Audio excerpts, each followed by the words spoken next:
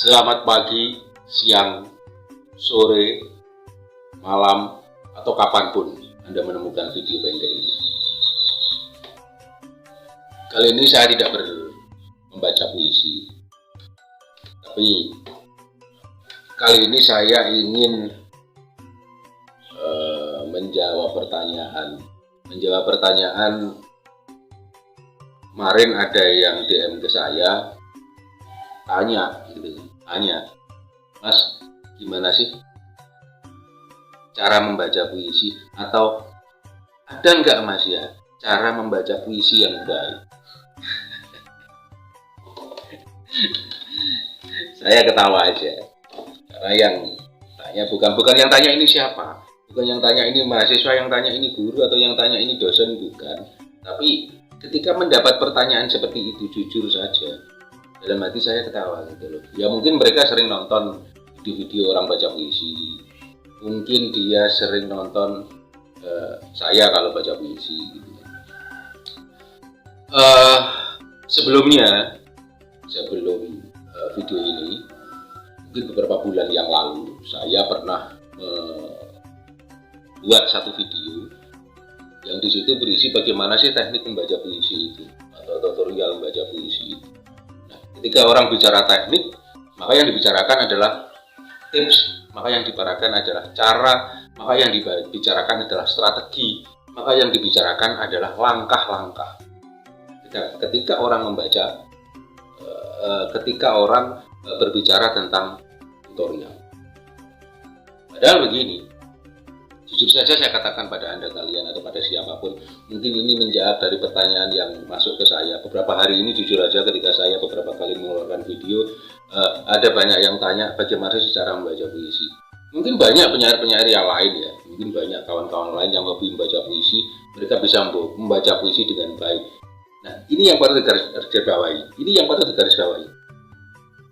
Ada 100 orang bisa membaca puisi, ada 100 cara teknik membaca puisi. Ada 500 orang membaca puisi, ada 500 teknik membaca puisi. Artinya apa? Kita tidak bisa menentukan, atau kita tidak bisa membuat satu ramuan atau membuat satu formulasi bagaimana teknik membaca puisi.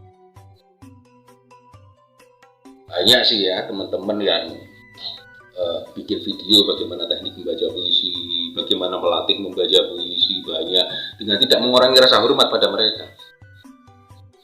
Yang mereka latihkan adalah elemen-elemen di luar puisi. Elemen-elemen itu apa? Kaitannya dengan vokal, kaitannya dengan pernapasan, kaitannya dengan ekspresi, bagaimana cara menghayati, dan segala macam. Itu yang mereka latihkan. Mas, kalau begitu apakah itu tidak penting? Penting sekali, itu penting sekali.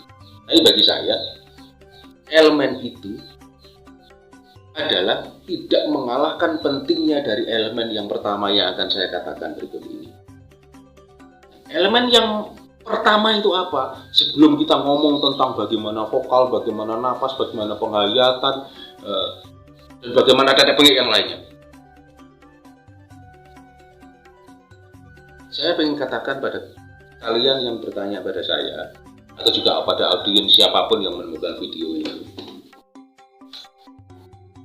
bahwa tidak ada cara membaca puisi yang benar. Nonsense. Tidak ada cara membaca puisi yang benar. Yang ada adalah bagaimana memahami puisi dengan baik.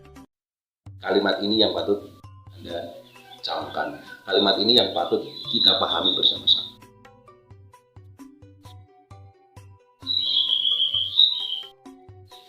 Bagaimana memahami puisi dengan baik? Kalau Anda bisa memahami puisi dengan baik, dan Anda memiliki talenta untuk perform, jadilah Anda seorang pembaca puisi yang baik. Nah, disinilah, di elemen kedua inilah yang sering ditutorialkan oleh kawan-kawan. Bagaimana Anda memiliki perform yang baik. Perform yang baik itu apa? Vokal yang bagus,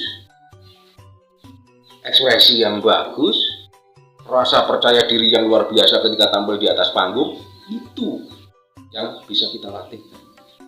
Perkara itu bagaimana teknik membaca puisi, itu persoalan bagaimana cara membaca yang baik, cara memahami yang baik. Memahami yang baik bagaimana? Baca berulang-ulang puisi itu. Baca berulang-ulang, cari referensi tentang puisi itu, cari referensi siapa penulisnya, penyairnya, cari referensi dari mana sejarahnya, kapan puisi itu lahir, dalam konteks suasana apa, karena apa? Menurut teori puisi adalah rekaman detik-detik yang paling mengesankan. Nah, itu kata menurut teori. Ya, pasti puisi itu lahir ada latar belakang konteksnya. Cari itu melalui berbagai media hari ini. Ya, udah paham kan? Bagaimana teknik membaca puisi, bagaimana cara membaca puisi yang baik.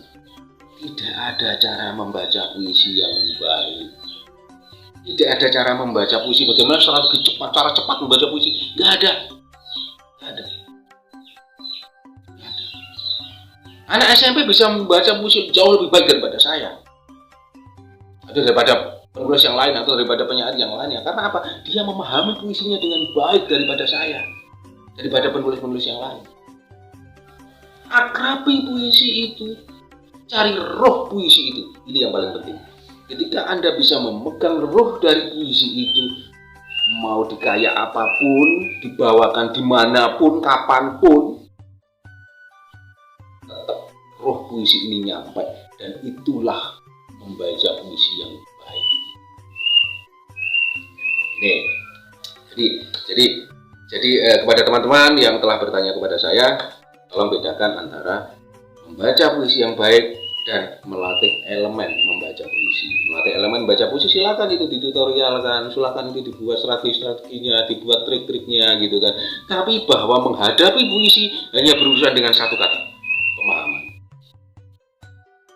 Sebagus apapun vokal Anda, sebagus apapun kita mempunyai talenta acting, tapi kalau Anda tidak memahami materi yang akan Anda bawakan dengan vokal dan acting Anda, hancur.